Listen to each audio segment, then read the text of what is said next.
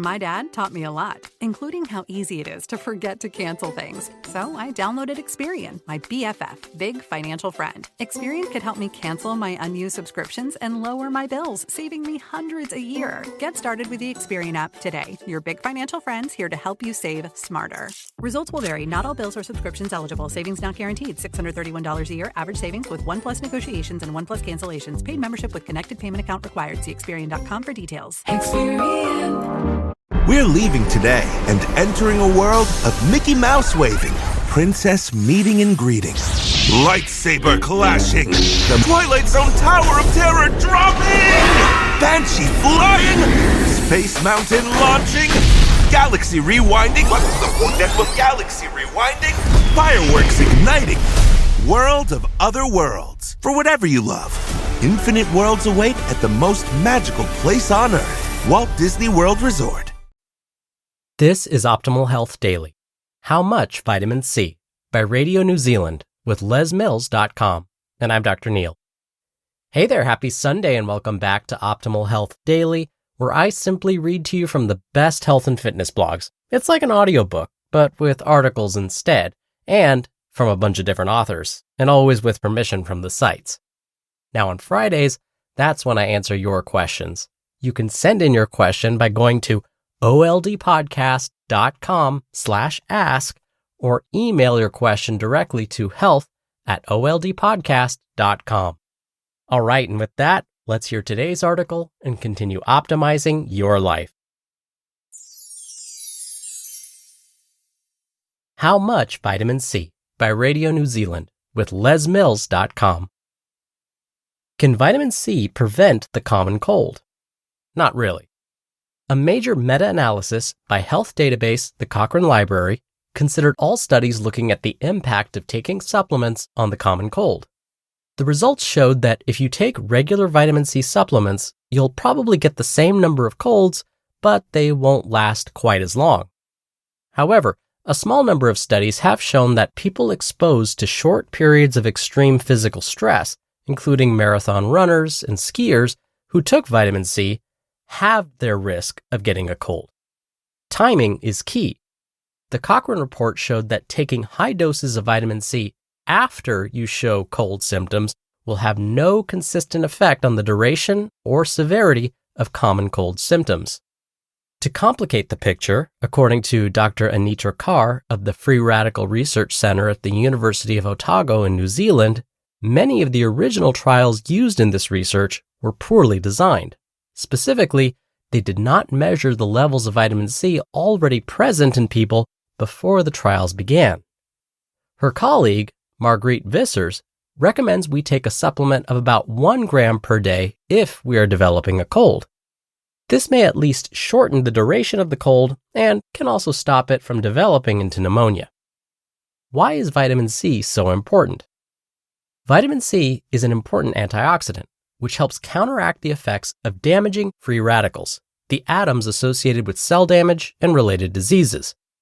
Amazingly, many animals produce their own vitamin C in their kidneys or liver. Humans, along with other primates and some other species, simply lost the ability to do this, as there was no evolutionary advantage because enough vitamin C could be sourced from their diets. Research since the 1960s has shown that vitamin C plays a key role in many of the body's enzyme processes. Visser says, quote, "These enzymes all have different functions, and they cover a whole raft of biological activities, from the growth of blood vessels to the regulation of our genetic code. Vitamin C is at the hub of almost every biological function that we know." End quote. Not surprisingly, our bodies are very efficient at using vitamin C. Visser says, quote, "There are specific vitamin C transporters that line our entire intestine. They take up all the vitamin C from our food and transport it into our bloodstream. All the cells in our body have their own transporters, and they take vitamin C from the blood and concentrate it in the cells." End quote. Vitamin C levels are tightly regulated by our kidneys, which take all the vitamin C from our blood and put it back into circulation.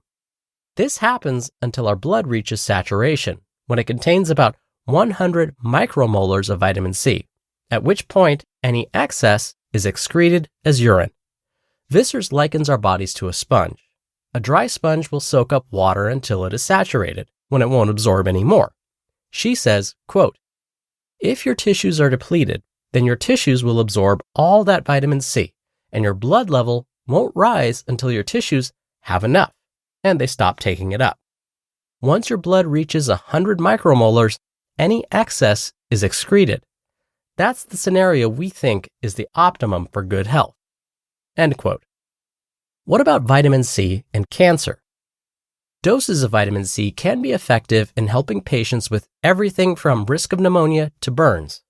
Vissers says, quote, "The more ill you are, the harder your body is having to fight to maintain you being alive.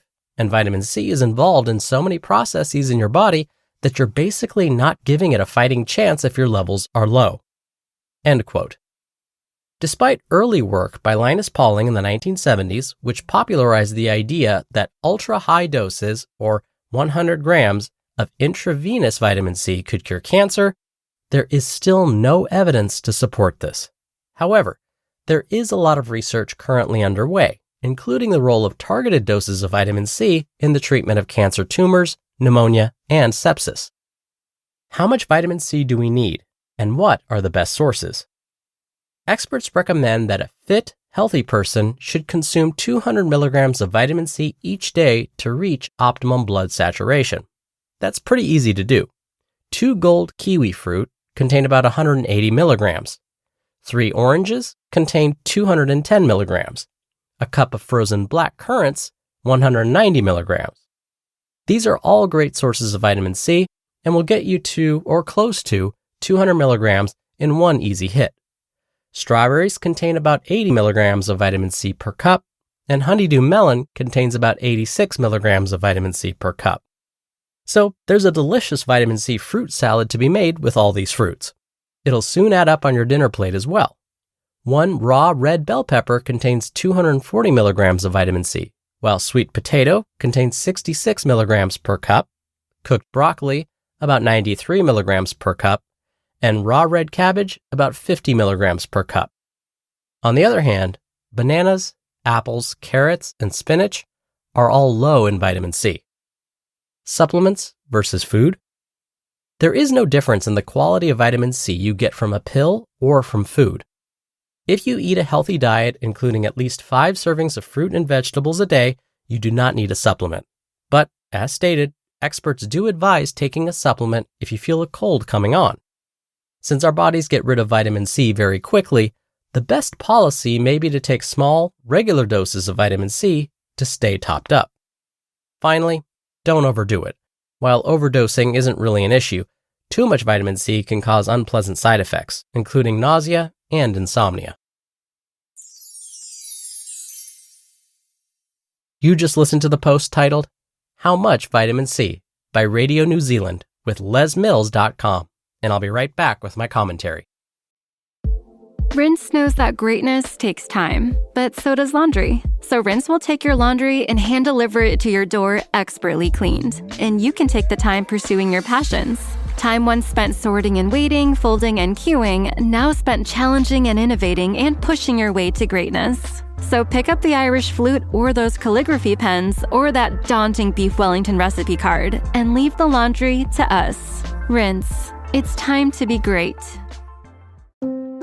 Kids. They grow up so fast. One day they're taking their first steps, and the next, they don't fit into the tiny sneakers they took them in. You blink your eyes and their princess dress is 2 sizes too small, and their dinosaur backpack isn't cool anymore. But don't cry because they're growing up. Smile, because you can profit off of it. For real, there are a bunch of parents on Depop looking for the stuff your kid just grew out of. Download Depop to start selling. Dr. Neal here for my commentary. I want to go back to something that was said earlier in today's article.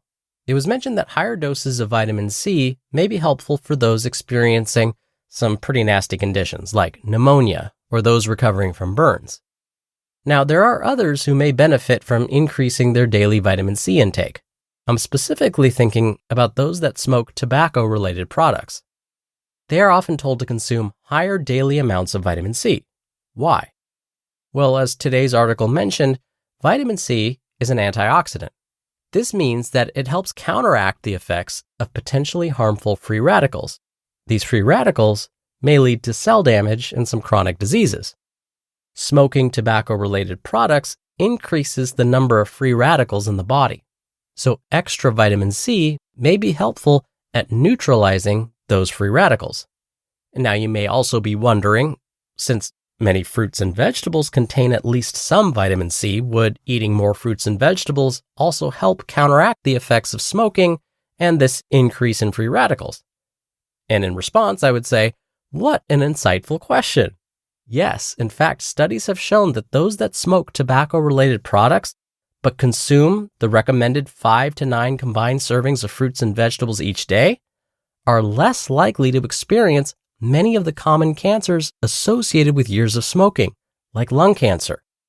So this evidence kind of supports this idea that food can almost act like medicine.